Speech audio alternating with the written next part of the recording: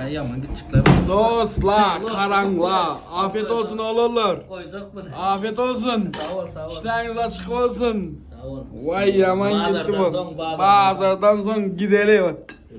Balığım yani. Aha. Çörek maydık var avva. Çörek diye mi palo ya? Avva, çörek diye. Oğlanlar şunu alayım.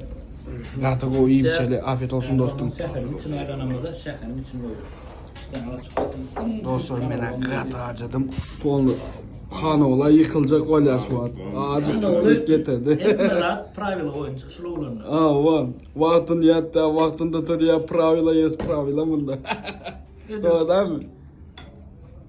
Gittik çağlarını uğrayacakları. Aa, şon ya lan. 10 yerde yatmalı, 6 yerde durmalı. Ondan yerden zaftır etmeli, abiyadu. Şonlar hemmeler pravila oyun çıkışlı. Bizim kongarlar biz yol yatıp dursun.